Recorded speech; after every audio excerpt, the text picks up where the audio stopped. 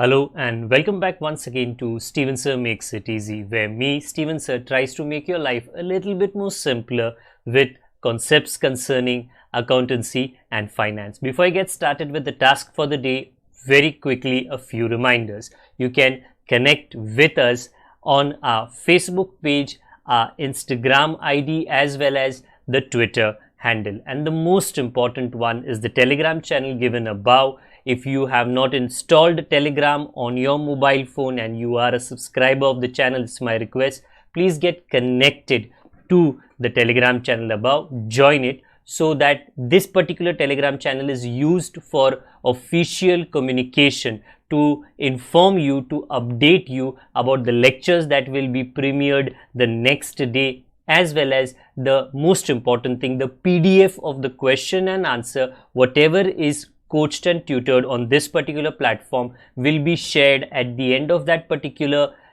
chapter, so that you can download it and use it for your future reference basis.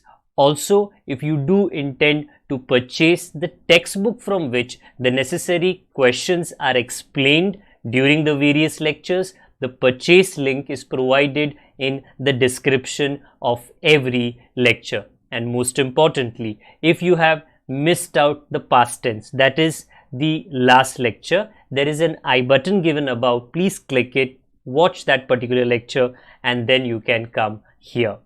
Very importantly, at the end is, if you have not subscribed to our YouTube channel, please do make that a task for the day and subscribe to our channel, and together with that also press the bell icon so that Mr. YouTube notifies you about lectures which are uploaded on this particular platform.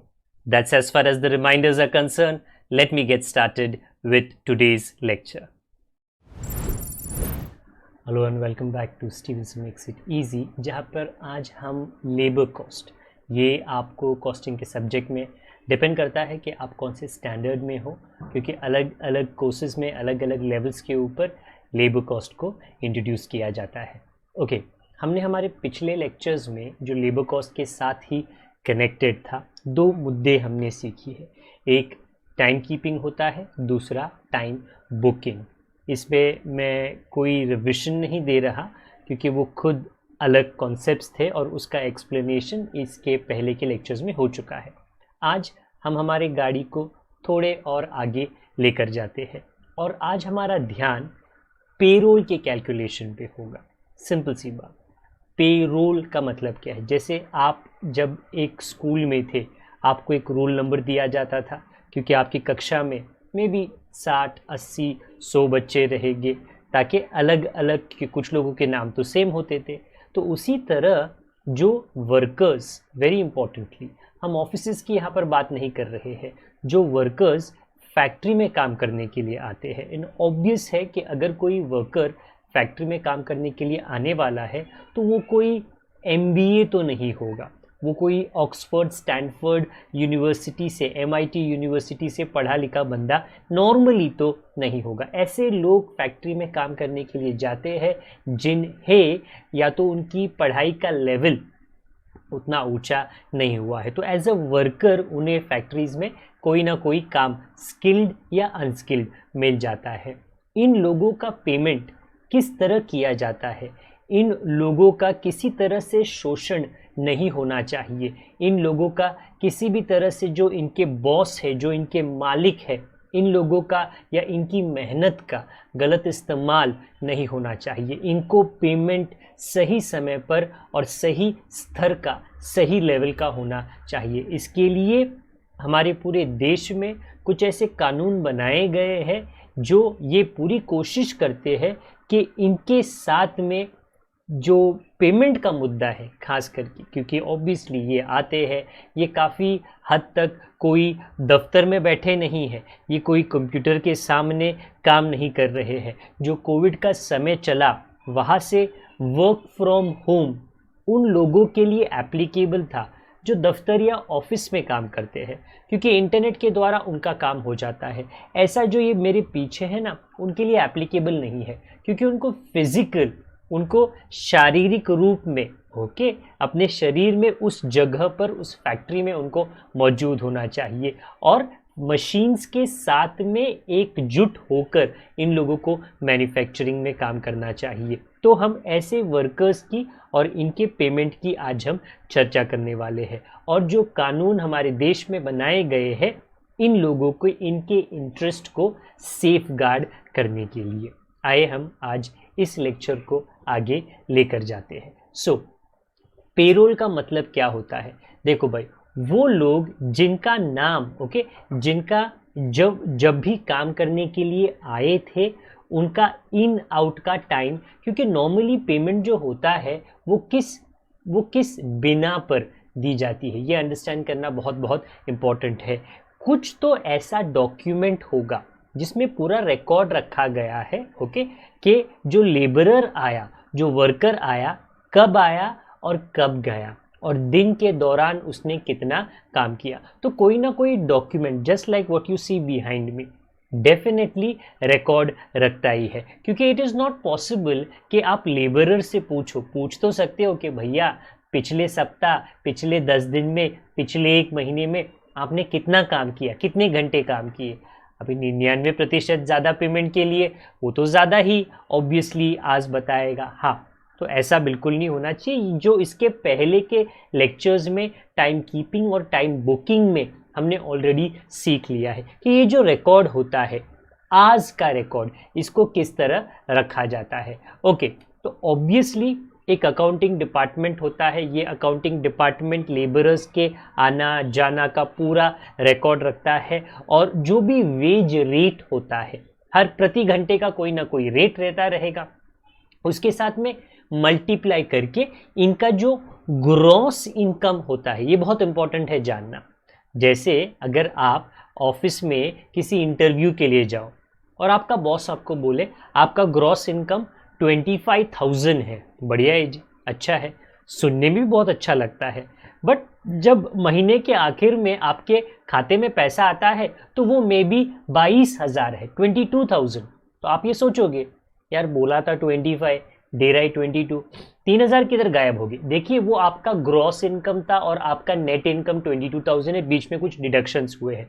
उसी तरह एक labourer जो मेहनत करता है और उस मेहनत के लिए जो पैसे वो कमाता है वो ग्रॉस होता है, उसमें से ज़रूर कुछ डिडक्शंस होते हैं। अभी ये डिडक्शंस टैक्स से जुड़े हुए हो सकते हैं या नॉन टैक्स से जुड़े हुए हो सकते हैं। मतलब टैक्स तो देना ही देना है जो सरकार को जाता है, और नॉन टैक्स ऐसे मुद्दे होते हैं जैसे वो अगर एक यूनियन का हिस्सा है, काफ़ी हद तक सारे बड़े बड़े फैक्ट्रीज़ में यूनियन तो होते ही है, तो यूनियन को भी तो अपना खर्चा चलाना है, तो हर एक लेबरर उसका मेंबर होता है और उसको अपने पगार में से थोड़ा सा हिस्सा, काफ़ी थोड़ा सा हिस्सा उस मेंबरशिप फीस के लिए, यूनियन का एक मेंबर बनने के लिए देना पड़ता है। ऐसे करके इंश्योरेंस का भी खर्चा होता है। काफ़ी ऐसे नॉन टैक्स डिडक्शंस होते हैं जो उस लेबरर की पगार से होते हैं। थोड़ा थोड़ा करके हम वो आगे जाके डिस्कस करेंगे। आप मेरे बगल में देख सकते हो एक पेरोल का एग्जाम्पल। सीधी सी बात है, ऊपर से लेके नीचे तक सारे जो वर्कर्स हैं उनका नाम लिखा गया है, उन्होंने कितने घंटे काम किए और उनका टोटल कितना होता है, ग्रॉस कितना होता है, उसके बाद कौन से ऐसे मुद्दे हैं जो डिडक्ट किए जाते हैं। तो आई रिपीट माई सेल्फ, एक बार ग्रॉस सैलरी आ जाता है, उसके बाद में जो भी डिडक्शंस होते हैं उससे आखिरकार मिलता है नेट सैलरी। ये जो नेट सैलरी होती है इसका पेमेंट कैसे होता है? कैश में होता है पुराने ज़माने में, उसके बाद में थोड़ा प्रोग्रेस करके वो चेक में होने लगा। आजकल लगभग सभी के पास में बैंक का खाता तो ज़रूर है, तो कैश और चेक की भी झंझट करने की ज़रूरत नहीं है, फट से क्रेडिट हो जाता है जो लेबरर का अकाउंट है उसके अंदर। चलिए इस बात को हम आगे बढ़ाते हैं। ये पेमेंट एक्चुअली होता किस तरह है? देखिए, एक ज़माना था, अगर आप पुराने पिक्चर देखें, बहुत बहुत पुराने पिक्चर, जहाँ पे बड़ा सा सायरन बजता था और लोग आते थे बड़े से गेट के अंदर से, फैक्ट्री में काम करने के लिए जाते थे और उसके बाद में उनका पेमेंट होता था। उनका पेमेंट करने के लिए नॉर्मली वो कैश बेसिस पे होता था। मैं ब्लैक एंड वाइट पिक्चर्स की बात कर रहा हूँ। और उन्हें एक कतार में कहा जाता था, भैया आप लैंड में एक लाइन में खड़े रहो, आपका जो भी हिसाब बनता है उतना आपको या तो कैश में, ऑब्वियसली तभी कॉइन्स का भी काफ़ी महत्व था, या तो कॉइन्स के द्वारा किया जाता था। अच्छा, आजकल ऑब्वियसली मॉडर्न ज़माना है, जो पेमेंट का मुद्दा है वो चेंज किया जा सकता है, तो काफ़ी हद तक चेक में भी दिया जाता है। और अगर वर्कर परमिट करे इन राइटिंग कि भैया आप मेरे को चेक में मत दो, आप सीधे सीधे मेरे बैंक अकाउंट में ट्रांसफ़र करो, अगर उनके पास में एक बैंक अकाउंट है, जो 99.99% आजकल लगभग सभी के पास होता है, वो ट्रांसफ़र हो जाता है। हाँ, ज़रूर ऐसा पहले होता था जब चेक या कैश में होता था कि जो लोग चेक या कैश वर्कर्स को दे रहे हैं वो कभी कभी उस पावर का, उस अथॉरिटी का गलत इस्तेमाल करते थे। सीधी सी बात है ना, अगर आपके नीचे 10 लोग काम कर रहे हैं और वो 10 में से कोई आपकी बात मान नहीं रहा है, तो आप उन्हें डरा ज़रूर सकते हो, क्या मेरी बात नहीं मानेगा तो तेरा पगार मैं नहीं दूंगा, तेरा चेक में डिले कराऊंगा, तेरा चेक में नहीं बनाऊंगा। वर्कर घबरा जाएगा। हाँ, ताकि इस तरह की जोर ज़बरदस्ती ना हो, एक्सप्लॉयटेशन ना हो। ऑडिट का एक ऐसा रूल है कि भैया जो सुपरवाइज़र होते हैं, जो फोरमैन होते हैं, जो वर्कर्स को निर्देश देते हैं किस तरह काम करना चाहिए, उन लोगों को हक बिल्कुल नहीं होना चाहिए ये पेमेंट करने का। ऑब्वियसली तो वर्कर थोड़ा घबरा जाएगा कि मेरा फोरमैन जो है, मेरा सुपरवाइज़र जो है, अगर गुस्सा हो जाएगा तो मेरा पेमेंट मुझे समय पर मिलने वाला नहीं है। तो ऐसा बंदा जो इन वर्कर्स के साथ में बिल्कुल जुड़ा हुआ नहीं है, उसको अपॉइंट किया जाना चाहिए, या तो कैश में पेमेंट करने के लिए या तो चेक के द्वारा पेमेंट करने के लिए। ये झंझट बिल्कुल नहीं होता है अगर सारी चीज़ें ऑनलाइन पेमेंट की जाती है। आजकल काफ़ी बार ऐसा भी होता है कि ये जो पेमेंट होता है, ये पेमेंट किस तरीके से किया जाता है, ये पेमेंट के लिए एक अकाउंट खोला जाता है और कंपनी के अकाउंट में से जितना नेट पेमेंट करना है, ग्रॉस पेमेंट तो करने की ज़रूरत नहीं है, वो नेट पेमेंट सीधे उस अकाउंट में ट्रांसफ़र किया जाता है और उसके द्वारा या तो चेक्स बनाए जाते हैं और इंडिविजुअल वर्कर्स को दिए जाते हैं। चेक्स नहीं होगा तो जिसका भी इंडिविजुअल अकाउंट का रजिस्ट्रेशन हुआ है उस इंडिविजुअल अकाउंट में उसको क्रेडिट किया जाता है।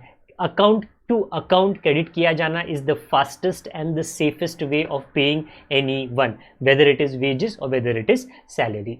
अच्छा, बात आगे बढ़ाते हैं। अगेन मेरे पीछे एक एग्जाम्पल था, कौन सा?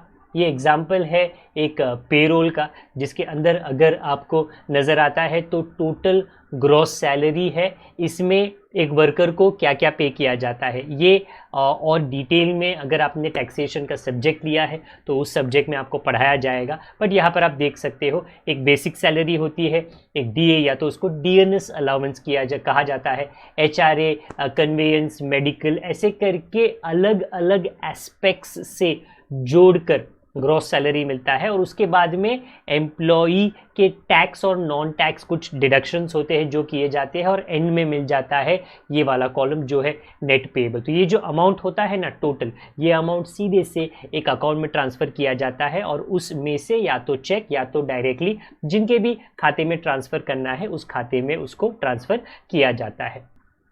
ओके, पहला कानून जिसके बारे में आपको पता होना चाहिए, जिसका इस्तेमाल होता है वर्कर्स के पेमेंट को कैलकुलेट करने में, वो बनाया गया था 1936 में।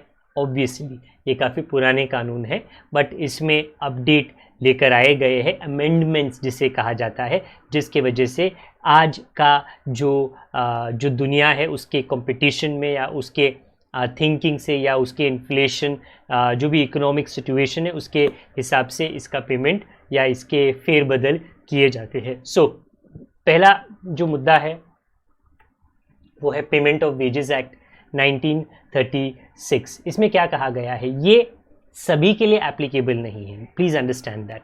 ओके, ये जो बॉस दफ्तर में बैठता है या सीईओ या जो मैनेजर होता है, जो डिपार्टमेंटल हेड होता है, ये उनके लिए एप्लीकेबल नहीं होता है। ये किन के लिए एप्लीकेबल है? The act is applicable to employees drawing wages up to 1600 a month. Quite simple, काफ़ी छोटा.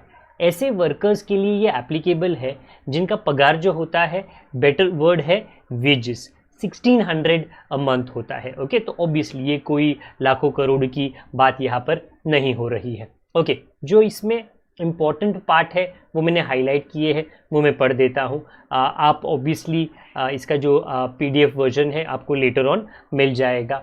All payment of wages shall be made on a working day. Obviously ना, छुट्टे के दिन पे आपको लोगों को क्यों डिस्टर्ब करना है. इन रेलवेज, फैक्ट्रीज और industrial establishments employing less than 1000 पर पर्सन्स, मतलब ऐसी जगह जहाँ पर 1000 से कम लोग काम करते हैं. Wages must be paid before the expiry. Very important, एक वेज पीरियड होता है. हाँ, अब ये जो वेज पीरियड होता है, ये जो बंदा पेमेंट कर रहा है, मतलब बॉस, उसको डिसाइड करना पड़ता है.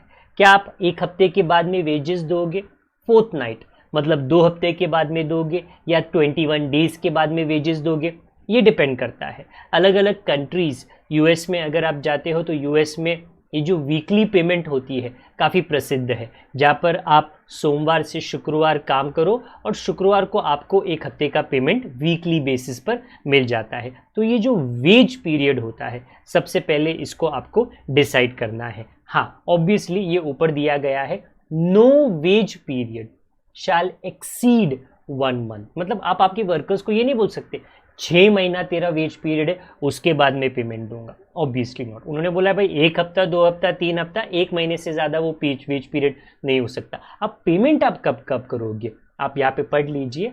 Wages must be paid before the expiry of the 7th day after the last date of the wage period. मतलब अगर 30th को आपका वेज पीरियड, एग्जाम्पल 1 महीने का है, वो समाप्त होता है, आने वाले 7 दिनों के अंदर आपको ये वेजेस का पेमेंट कर लेना है. आगे ये भी कहा गया है, इन ऑल अदर केसेस, मतलब ये तो कहा जहाँ पर 1000 से कम लोग काम करते हैं, बाकी सब परिस्थिति में wages must be paid before the expiry of the 10th day after the last day of the wage period. So in a way उन्होंने कहा है जहाँ पे 1000 से कम लोग काम करते हैं, 7th डे के पहले आप भर दीजिए. जहाँ पे बाकी की जगह है, ओके, जो रेलवेज या फैक्ट्रीज या इंडस्ट्रियल एस्टेब्लिशमेंट नहीं होगी, वहाँ पे आप 10th डे के अंदर ये पेमेंट कर सकते हो. ओके, कुछ ऐसे मुद्दे जहाँ पे नॉर्मली कहा जाता है कि वर्कर ने जितनी मेहनत की है उसको उसका उतना पेमेंट तो मिल ही जाना चाहिए, किंतु परंतु ये भी कानून में दिया गया है कि डिडक्शंस उसमें से हो सकते हैं.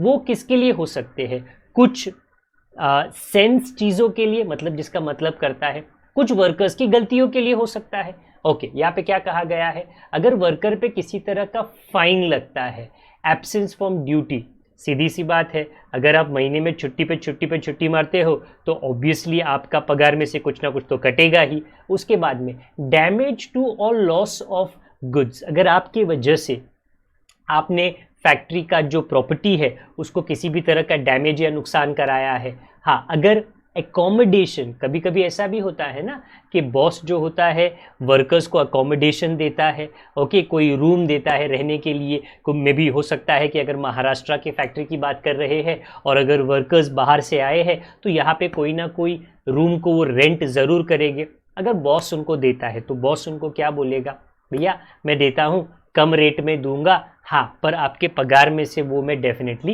कैंसिल करूंगा. तो देयर आर मेनी रीजंस जिसके वजह से एक वर्कर का पगार बराबर, ओके, कोई या इनजस्टिस वाला, ओके, रीज़न नहीं है. उसके अलावा रिकवरी ऑफ एनी एडवांसेस, कभी कभी लोन दिए जाते हैं, कभी कभी एडवांस पेमेंट दिया जाता है, तो वर्कर के इमरजेंसी में वो भी थोड़ा थोड़ा करके माइनस किया जा सकता है. रिकवरी ऑफ लोन, जैसे मैंने कहा, कभी कभी प्रोविडेंट फंड के लिए अगर जो कंट्रीब्यूशन है जमा करना है वो माइनस किया जाता है. ऑब्वियसली इनकम टैक्स का पेमेंट होता है, क्योंकि ये जो वर्कर्स होते हैं कुछ इतने छोटे लेवल पे रहते हैं कि भाई सरकार ये तो एक्सपेक्ट नहीं करती है कि ये लोग इनकम टैक्स खुद से आकर देंगे. तो जो भी इनके एम्प्लॉयर होते हैं उनको कहा जाता है जब आप पगार दो आप माइनस करके दो. तो नॉर्मली तो पूरा पेमेंट दिया जाना चाहिए, पर ये जो लिस्ट दी गई है इसके वजह से डेफिनेटली एक वर्कर के पगार में से डिडक्शंस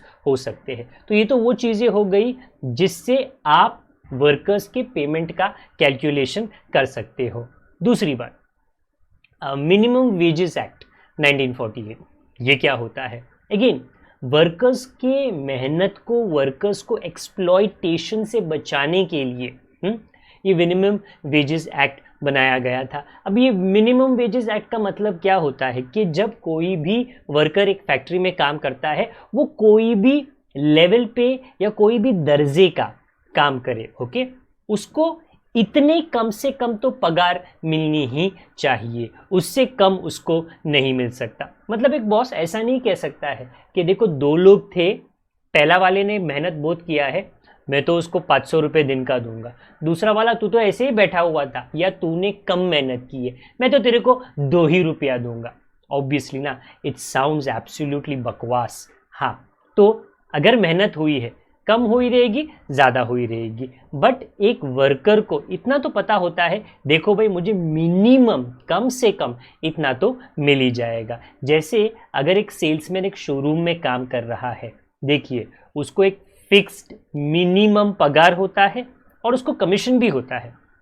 वो सेल्समैन जानता है अगर मैं आऊँ यहाँ पर ऑफिस में या मैं शोरूम में बैठूँ और मैं कस्टमर से बातचीत करूँ, बेचने की कोशिश करूँ, पर कुछ बेच ना पाऊँ, चलो इतना तो पता है मेरे को 5,000 मिल जाएगा महीने का, पर अगर मैं बेचूँ और मैं ज़्यादा बेचूँ तो मेरे को मे बी 8% का कमीशन, 10% का कमीशन, तो वो वेरिएबल हिस्सा है, बट मिनिमम तो उसको मिलता ही है ना। उसी तरह वर्कर्स को मिनिमम कुछ ना कुछ मिलता है। अच्छा, तो ये जो हक है, ये मिनिमम पगार, वेजेस कौन डिसाइड करता है? देखिए, सेंट्रल या तो स्टेट गवर्नमेंट है, वो कोई ना कोई एडवाइजरी बोर्ड होती है, उनके एडवाइस को लेकर ये मिनिमम वो क्या करते हैं, फिक्स करते हैं। अब काम विभिन्न वैरायटी के होते हैं, तो 45 scheduled employments in the central sphere and 1530 in the state sphere. मतलब पूरे भारत देश के लिए ये जो एम्प्लॉयमेंट्स होते हैं, कहाँ कहाँ पे कौन किस किस काम करेगा और उसके लिए कितना minimum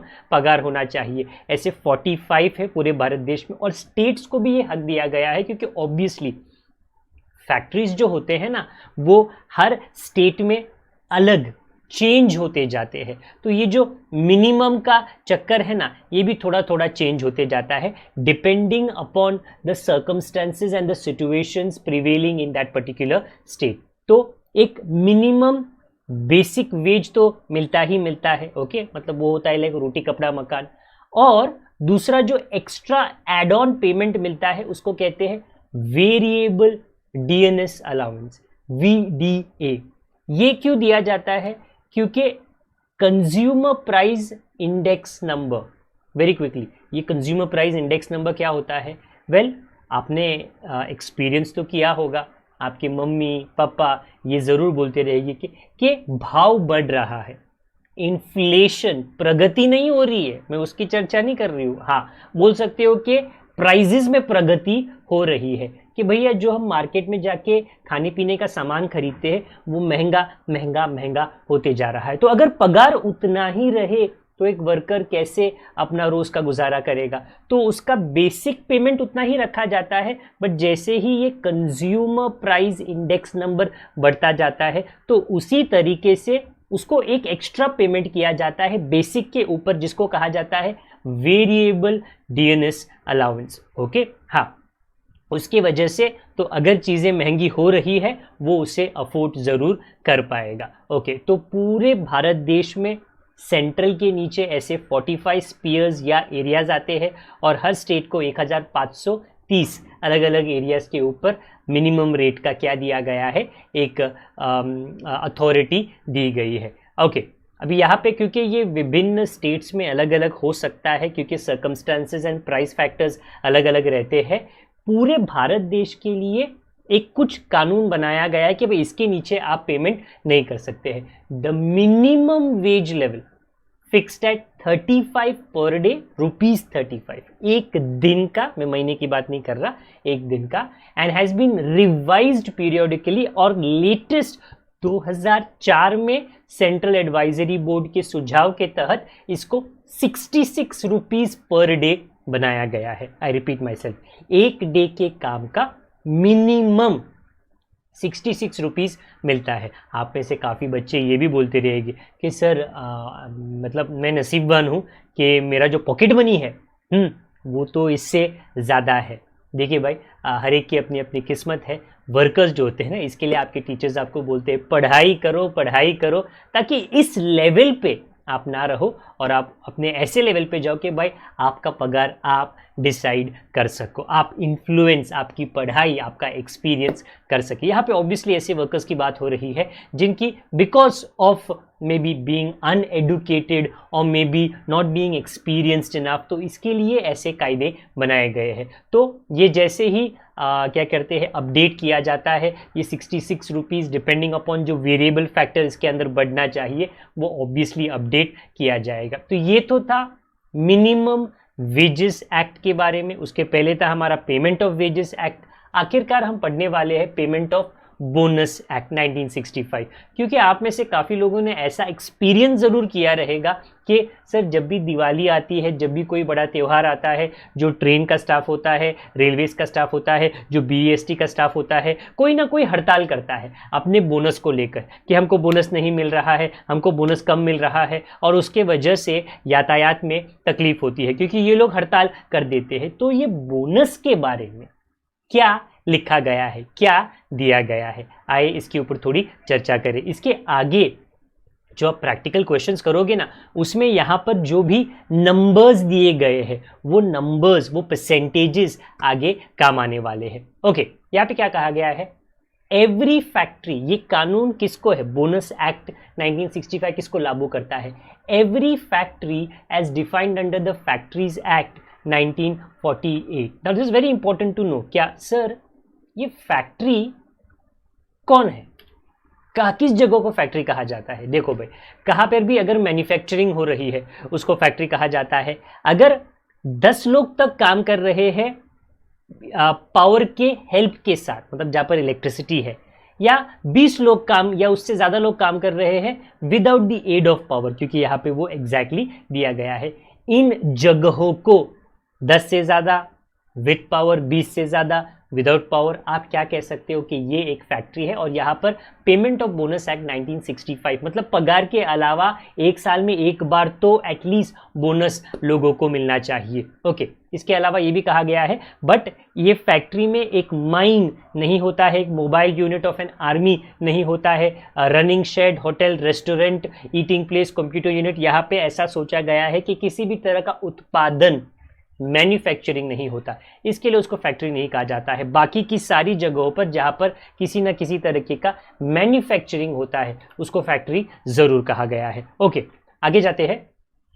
every other establishment in which 20 or more persons are employed on a day during an accounting year, मतलब अगर एक ऐसी जगह है जहाँ पर 20 या 20 से ज़्यादा लोग काम करते हैं, आप उसको क्या समझ सकते हो, एक फैक्ट्री का टाइटल आप डेफिनेटली दे सकते हो। आइए ये चर्चा थोड़ी और आगे बनाएं। ओके, ये किन, अब बोनस का मुद्दा जो है ना, किन लोगों के लिए एप्लीकेबल है, क्योंकि जो लोग ऑफिस में काम करते हैं, सुपरवाइजरी या मैनेजरियल लेवल पे काम करते हैं, उनका बोनस का फंडा अलग है। ये किन के लिए एप्लीकेबल है, द एम्प्लॉई, उन लोगों के लिए, means any person employed on a salary और वेज नॉट एक्सीडिंग, ज्यादा नहीं होना चाहिए, 3500 पर मेंसेम, मतलब पर मंथ, सीधी सी बात है। सो वेरी वेरी क्विकली आगे जो हम चर्चा करने वाले हैं, ओके, बातचीत करने वाले हैं बोनस के बारे में, ये उन लोगों के ही बोनस की चर्चा हो रही है जो लोग 3500 से ज़्यादा नहीं कमाते। जो उससे ज़्यादा कमाते हैं उनके लिए अलग फंडे हैं। यहाँ पर जो 3500 तक कमाते हैं हम उनकी चर्चा करने वाले हैं। अच्छा, इनके बारे में हमको क्या जानना है, आए आगे ये पढ़ते हैं। एन एम्प्लॉयर मतलब जो बॉस होता है ना, शाल पे मिनिमम, कम से कम, जैसे मिनिमम वेजेस था, minimum bonus at the rate of 8.33% of the salary or wages earned by the employee in a year or 100 rupees whichever is higher. तो इनका क्या कहना है कि देखो भाई, एक एम्प्लॉय जो होता है ना, उसको बोनस कितना मिलना चाहिए, उसके पगार का 8.33% जो उसने पूरे साल में कमाया है, महीना नहीं, पूरे साल में कमाया है, और 100 rupees whichever is higher. मतलब अगर सोचो एक वर्कर का 8.33% 8,000 आता है, तो उन्होंने क्या बोला है, वो 8,000 या 100 rupees whichever is higher. क्योंकि आप लोग बोलोगे सर 100 रुपीज बोनस मिलता है, नहीं नहीं नहीं, कहा विच एवर इज हायर। तो अगर उसका वो 8.33% उसके पगार का, पूरे सालाना पगार का 8,000 होता है, 10,000 होता है, 15,000 होता है, उसको वो ऑब्वियसली मिल जाएगा। बट इसमें एक कैच है, प्लीज ये आपको समझना है। Where an employee has not completed 15 years of age, मतलब 15 साल से ज्यादा उसने काम नहीं किया है, तो the minimum bonus will be 8.33 और 60 rupees whichever is high है। ज्यादा फर्क नहीं है, 8.33 तो मिलना ही मिलना है आपको बोनस। आपने 2 साल कंप्लीट किए या 20 साल कंप्लीट किए, इतना ही है कि 15 साल से ज़्यादा कंप्लीट किया तो वो 100 रुपीज़ मिनिमम हो जाता है, या अगर आपने 15 साल से कम कंप्लीट किया तो 60 रुपीज़ मिनिमम हो जाता है। ओके, आगे जाके हम ये चर्चा करेंगे कि पेमेंट ऑफ बोनस एक्ट में कभी कभी क्या होता है ना, एक चीज़ होता है जिसको कहा जाता है एलोकेबल सरप्लस। अब ये जो एलोकेबल सरप्लस है, अच्छा मतलब वो पैसा जो बोनस के लिए बगल में लोगों के लिए, वर्कर्स को पेमेंट करने के लिए रखा गया है, इसके अंदर कभी कभी अमाउंट सेट ऑन या अमाउंट सेट ऑफ होता है। कभी कभी ये जो बोनस के लिए अलग रखा गया अमाउंट, उसको कहते हैं एलोकेबल सरप्लस। कभी कम कभी ज़्यादा ज़रूर हो जाता है, क्योंकि हर साल में जो फैक्ट्री की कमाई होती है ना, वो सेम तो नहीं होती है ना, उसमें ऑब्वियसली कुछ ना कुछ कम ज़्यादा होगा। तो एक्ट का ऐसा कहना है, ये कानून का ऐसा कहना है कि जब अगले साल आप एलोकेबल सरप्लस को ढूंढने की कोशिश करो, तो पिछले साल में जो कम ज़्यादा हुआ है उसको कंसीडर करने के बाद में आप ये एलोकेबल सरप्लस का कैलकुलेशन करो। तो ऐसा नहीं है कि छोड़ो ना, पिछले साल हमने इतना बोनस उनको नहीं दिया था, वो साल में हमारा इतना अच्छा सिचुएशन नहीं था, तो ये एक्ट का कहना है नहीं नहीं नहीं, ऐसा नहीं है, भूलना मत, वर्कर्स को ये बोनस मिलना है। अगर पिछले साल में कुछ कम ज़्यादा हुआ था, इस साल में उस कम ज़्यादा को पहले आप कंसीडर करो, उसको प्लस माइनस करो, और उसी के बाद में इस साल का जो एलोकेबल सरप्लस है उसको आप ढूंढने की कोशिश करो। Okay, very quickly, all amounts payable to an employ by way of bonus under this act shall be paid in cash by the employers within a month from the date on which the award becomes enforceable. तो ये bonus का payment कब होना चाहिए? एक बार उसका declaration हो चुका है और एक बार एक वर्कर को पता चल गया है मेरा इतना हक है इतना बोनस का, 1 महीने के अंदर वो बोनस उनको मिल जाना चाहिए, चेक के द्वारा, बैंक अकाउंट ट्रांसफर के द्वारा। हाँ, कभी कभी ऐसा होता है कि वो एक की जगह पे 8 महीने की जा सकते हैं। 8 महीने मतलब कभी कभी जो बॉस होते हैं, जो एम्प्लॉयर होते हैं, वो सरकार को बोल सकते हैं देखिए अभी थोड़ी परेशानी है, अभी थोड़ा कैलकुलेशन में टाइम जा रहा है, अभी थोड़े पेमेंट में इश्यूज हो रहे हैं, हमको हमारे कस्टमर्स ने पेमेंट नहीं किया है, तो आप हमको थोड़ा ज़्यादा समय दीजिए। तो वो 8 महीने किए जा सकते हैं, मतलब delay in the payment of bonus. और अगर चाहे तो गवर्नमेंट इस 8 महीने को और खींच सकती है, एम्प्लॉय के रिक्वेस्ट पर वो 8 महीने तक जा सकता है, बट स्पेशल सिचुएशंस में जो गवर्नमेंट होती है वो इसे आगे खींच सकती है, बट 2 साल से ज़्यादा ये आगे नहीं जा सकता। तो इतनी तो गारंटी है कि 2 साल के अंदर तो वो बोनस मिलता ही है। ये स्पेशल सिचुएशंस में होता है, ये हर समय होता नहीं है।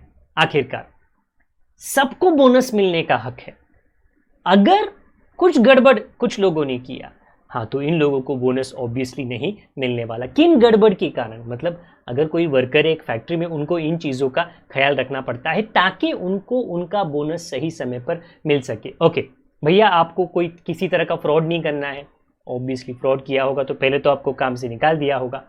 राइटियस और वॉयलेंट बिहेवियर, तोड़म ताड़ी, प्रेमाइसिस की, फैक्ट्री में एसेट्स की डैमेज की, थेफ्ट, मिस अप्रोप्रिएशन और सैबोटाज, मतलब एनीथिंग दैट अ वर्कर्स डर, कोई भी चीज़, कोई भी बिहेवियर, किसी भी तरह का काम, कार्य जो एक वर्कर ने या कुछ लोगों ने मिलकर ऐसा किया है जिसके वजह से फैक्ट्री के नाम को, फैक्ट्री के जो एसेट्स है, मशीनरी को, इक्विपमेंट को नुकसान पहुंचता है, किसी भी तरह की गड़बड़ी, हेरा फेरी अगर की गई है तो कानून बड़े सीधे तरीके से कहता है कि फैक्ट्री ओनर्स को ये पूरा हक है कि ऐसे लोगों को, होता है काफ़ी सिचुएशंस में पहले हुआ भी है कि ट्रेड यूनियंस आते हैं, वो अपने लोगों के लिए लड़ते हैं, ये मामला कोर्ट कचहरी में जाता है, पर अगर प्रूव हो जाए कि ऐसे लोगों ने ऐसी गड़बड़ी की है, ऑटोमेटिकली काम से तो उनको निकाला ही जाता है, उनको किसी भी तरह का पेमेंट नहीं दिया जाता है। हाँ, जब काम से निकालने की बात हुई है, एक बात जो मैं शुरुआत में बताना भूल गया कि जिन लोगों को पेमेंट ऑफ वेजेस होना चाहिए, उनके लिए जो वेज पीरियड डिसाइड किया गया था, मैंने कहा उनको 7 दिन के अंदर पेमेंट मिलना चाहिए, उनको 10 दिन के अंदर पेमेंट मिलना चाहिए। अगर किसी को काम से निकाल दिया तो भैया उसका पेमेंट तो अगले दिन पे ही हो जाना चाहिए। इस किसी को अगर काम से निकाला जाता है तो जो उनका पेमेंट होता है वो अगले दिन पर, वो जो पेमेंट है, okay, payment of wages act है, उसके अंदर ये कानून दिया गया है। आई होप जितना आपको एक्सप्लेन किया गया पेरोल संबंधित कि एक लेबरर को जब पेमेंट किया जाता है उसके मेहनत के लिए, तो ये पेमेंट किस तरीके का होता है, आपको ये सारी चीज़ें, ये 3 जो कानून थे, एक था पेमेंट ऑफ वेजेस, दूसरा था मिनिमम वेजेस और लास्ट है बोनस एक्ट। ये सारी चीज़ें जो छोटी छोटी चीज़ें हैं आपको समझ में आ चुकी है। ये सारी चीज़ें वो थी जो पेमेंट लोगों को मिलता है। इसमें से जो डिडक्शंस होते हैं, डिडक्शंस की चर्चा जो है, अगेन कानूनी डिडक्शंस जो होते हैं, ये प्रोविडेंट फंड का हो सकता है, ESI एम्प्लॉय स्टेट इंश्योरेंस का हो सकता है, इस पे चर्चा हम आगे आने वाले लेक्चर में करने वाले हैं। प्लीज़ याद रखिए सर ये सब थियोरी है, ये कब आता है माय डियर, आगे जाके ऐसे काफ़ी एग्जाम्स होते हैं जहाँ पर ये जो थियोरी है डेफिनेटली काम आता है। आगे जाके छोड़ो, आपके इसी साल में अगर आप कोई भी कोर्स BAF BCom कर रहे हो और आपको MCQs आने वाले हैं, ये MCQs में ये तो डेफिनेटली आपकी मदद करेगा, और टैक्सेशन नामक सब्जेक्ट में भी। ओके, आगे जाकर हम जो डिडक्शंस होते हैं उस पर चर्चा ज़रूर करेंगे। अगर इतना कुछ आपको समझ में आ चुका है और अगर आपको लगता है इस लेक्चर से आपकी किसी भी तरह की मदद हुई है और आपका ज्ञान का स्तर थोड़ा ऊपर गया है, तो कृपया करके लेक्चर को लाइक ज़रूर कर लीजिए। अगर आपके पास में किसी भी तरह के सुझाव है, सजेशंस है, कमेंट बॉक्स का उपयोग आप उसके लिए ज़रूर कर सकते हो। अगर आप यहाँ पर नए हो तो सब्सक्राइब कर लीजिए, बेल आइकन दबा दीजिए, और अगर पुराने हो तो लेक्चर्स का लिंक दूसरे लोगों के साथ में शेयर ज़रूर कर लीजिए। जब तक हम दोबारा ना मिले, अपना ख्याल आप रखें और बड़े छोटे परिवार वाले सभी का ख्याल रखें। इकट्ठे रहे, जल्दी मिलेंगे। Good day to all of you, God bless, bye for now.